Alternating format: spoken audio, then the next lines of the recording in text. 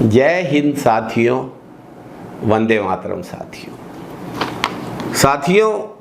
हर शनिवार हम किताबों पर बातें करते हैं, किताबें और बातें। आज बात करेंगे बांग्लादेश की लेखिका तस्लीमा नसरीन की लिखी बेस्ट सेलर किताब लज्जा पर। ये किताब बेहद चर्चित हुई।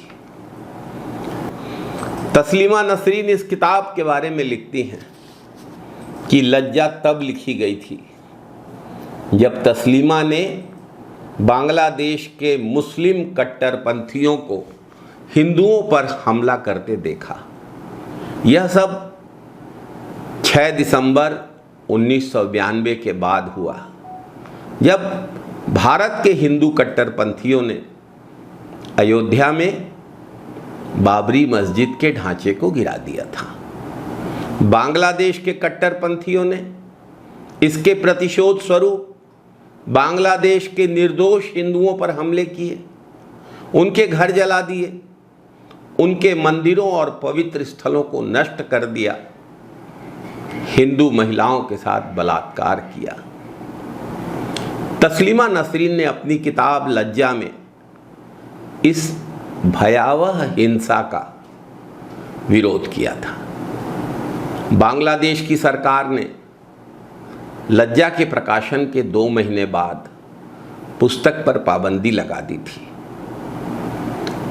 दरअसल अल्पसंख्यकों की, हिंदुओं की पूरी हिफाजत करना तो सरकार की जिम्मेदारी थी और इसमें बांग्लादेश सरकार पूरी तरह से नाकाम रही थी।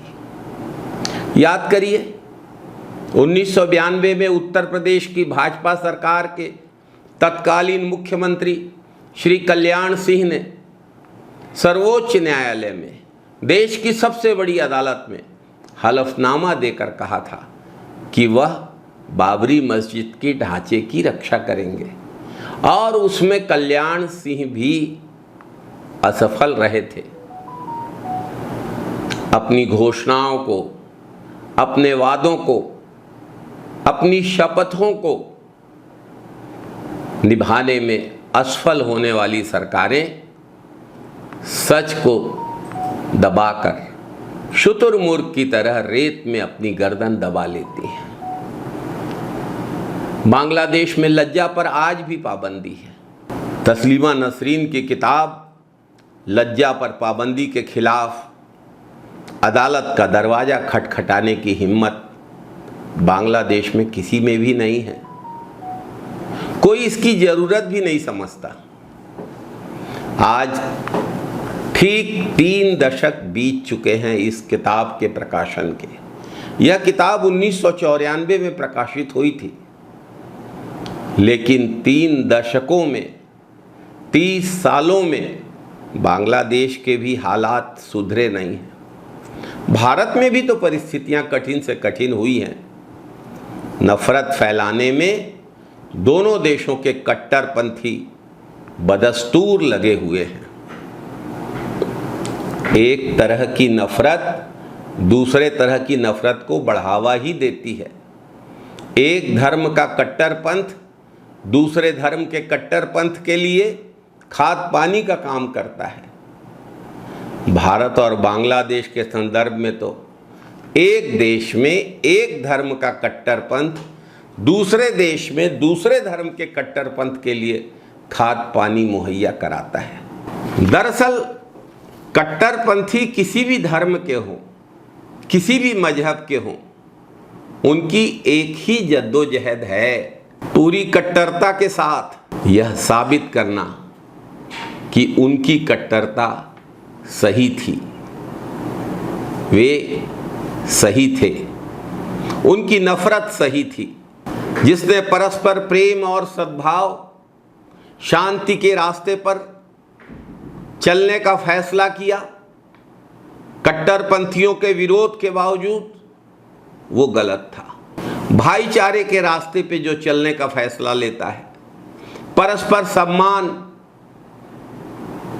परस्पर विश्वास के रास्ते में जो चलने का फैसला लेता है, कट्टरपंथी उसे गलत साबित करने में जी जान से लग जाते हैं। नफरत के रास्ते पर चलने वाले कट्टरपंथियों के लिए, चाहे वो किसी भी धर्म के हों, किसी भी मजहब के हों, किसी भी देश के हों, उनके लिए प्यार, भाईचारा और शांति के रास्ते में चलने वाला हर व्यक्ति गलत होता है और उसे गलत साबित करने के लिए कट्टरपंथी किसी भी सीमा तक गिरने के लिए तैयार रहते हैं। आज यही सब तो हालात देख रहे हैं हम लोग अपने आसपास और पूरी दुनिया में। लज्जा के प्रकाशन के 21 साल बाद तस्लीमा नसरीन ने उस किताब के नए संस्करण की प्रस्तावना में लिखा है, 21 वर्ष के बाद भी बहुत से लोग यह मानते हैं कि लज्जा किताब में मैंने अर्थात तस्लीमा नसरीन ने इस्लाम की आलोचना की है और इस कारण लज्जा किताब में इस्लाम की आलोचना के कारण बांग्लादेश के कट्टरपंथियों ने मेरे अर्थात तस्लीमा नसरीन के खिलाफ फतवा जारी कर दिया। ये दोनों ही बातें झूठी हैं। तस्लीमा नसरीन कहती हैं कि मैंने लज्जा में इस्लाम की बुराई नहीं की और मेरे खिलाफ फतवा भी लज्जा किताब की वजह से जारी नहीं किया गया। यह फतवा इसलिए जारी किया गया क्योंकि मैं अर्थात तस्लीमा नसरीन ने और कई किताबों में, दिगर किताबों में इस्लाम की आलोचना की है। खैर, 21 वर्ष बाद तस्लीमा नसरीन ने महसूस किया था कि हालात वैसे ही हैं, लेकिन आज 3 दशक बाद भी हम देख रहे हैं तो हालात तो वैसे ही हैं। तस्लीमा नसरीन कहती हैं कि उनकी किताब लज्जा मुख्य तौर पर पूरे भारतीय उपमहाद्वीप में व्याप्त धार्मिक वहशीपन का साक्ष्य है। धर्म लोगों को पागल बना देता है और धर्म के नाम पर लोगों को बुनियादी इंसानियत से मुंह मोड़ने में भी संकोच नहीं होता। तस्लीमा नसरीन ने लिखा है कि आज भी धर्म की राजनीति भारतीय महाद्वीप को सभ्य और यहाँ के लोगों को सचमुच शिक्षित नहीं होने देती। लज्जा किताब के विरोध को प्रतीक के तौर पर देखा जा सकता है। लज्जा किताब विरोध है, हिंसा, नफरत और मारकाट के खिलाफ एक आवाज है। उस हिंसा, उस नफरत, उस मारकाट के खिलाफ जो धर्म के नाम पर भारतीय उपमहाद्वीप में ही नहीं पूरी दुनिया में जारी है। तस्लीमा नसरीन कहती हैं कि लेखक अपनी किताबों के माध्यम से लोगों में जागरूकता फैलाने का काम करते हैं, लेकिन धर्मांध लोग पढ़ते नहीं हैं और सरकारें किताबों को जला देती हैं। इन्हीं कारणों से, इसीलिए तस्लीमा नसरीन की किताब लज्जा में वर्णित घटनाएं बांग्लादेश में बार बार होती हैं, वैसी ही घटनाएं भारतीय उपमहाद्वीप में कई जगह होती हैं, कट्टरपंथियों के द्वारा की जाती हैं। तस्लीमा नसरीन कहती हैं कि लज्जा 21 वर्ष पूर्व लिखी गई थी। ये उन्होंने उस समय लिखा था, आज तो 30 वर्ष हो गए। आज भी बांग्लादेश में हिंदुओं पर अत्याचार हो रहे हैं। कई हिंदू सुरक्षा के लिए भारत आ चुके हैं, आ जाते हैं या आना चाहते हैं, लेकिन जिन्हें लज्जा नहीं है वह अपनी समझ को बदलते हुए ही नहीं देखना चाहते। तस्लीमा नसरीन के अनुसार जब तक लज्जा में वर्णित घटनाएं होती रहेंगी, जब तक दो भिन्न धर्मों के लोगों के बीच में धर्म के आधार पर टकराव होता रहेगा, तब तक यह किताब लज्जा प्रासंगिक बनी रहेगी। ठीक बात है, आज 30 साल बाद इस किताब को पढ़ रहा हूँ तो मैं देख रहा हूँ कि उस किताब की बातें आज भी प्रासंगिक हैं। तस्लीमा नसरीन के अनुसार उनकी किताब लज्जा में मजहब की बात नहीं है, लेकिन इंसानियत की बात है। लज्जा नफरत की बात नहीं करती है, प्यार की बात करती है।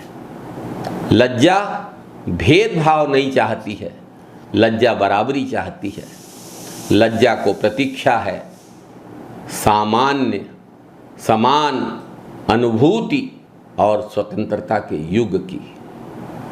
यह बात तस्लीमा नसरीन ने जुलाई 2014 में लिखी थी, लेकिन आज अगस्त 2024 में भी 21 साल बाद किताब के प्रकाशन के तस्लीमा ने ये बात लिखी, और तस्लीमा के ये बात लिखने के 10 साल बाद 2014 के 10 साल बाद 2024 में भी यह बात उतनी ही सच है जितनी इस किताब को लिखते समय थी, जितनी 21 साल बाद थी।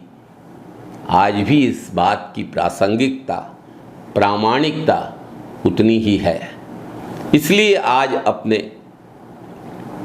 प्रकाशन के 30 वर्ष बाद, 3 दशक बाद, आज हम किताबें और बातों में बात कर रहे हैं तस्लीमा नसरीन की लिखी किताब लज्जा पर। यह बेहद लज्जा की बात है। मुझे आज यह कहने में कोई संकोच नहीं है कि जब 90 के दशक में यह किताब प्रकाशित हुई थी तब तो इसे हाथों हाथ लिया गया था, लेकिन 90 के दशक में बाबरी मस्जिद के ढांचे के विध्वंस के बावजूद देश में जितनी नफरत थी, आज उससे कई गुना ज़्यादा नफरत फैलाई जा चुकी है। क्योंकि ये नफरत कुछ राजनीतिक दलों के लिए, कुछ संगठनों के लिए और कुछ राजनेताओं के लिए उनके अस्तित्व की शर्त है। लोगों के बीच हिंसा भड़के तो भड़के, लोगों के बीच लड़ाइयाँ हो तो हों, बलात्कार भी हों, तो भी सत्ता के भूखे इन लोगों को, इन सत्ता पिपासु लोगों को शर्म नहीं आती है, लज्जा नहीं आती है। नफरत की बारूद के इस ढेर में चिंगारी छुआने की कोशिशों में लगे हुए लोगों को रोकना आज पहली आवश्यकता है। समय की आवश्यकता है, देश की आवश्यकता है, आवाम की आवश्यकता है, हम सब की आवश्यकता है, हमारी भावी पीढ़ियों की आवश्यकता है।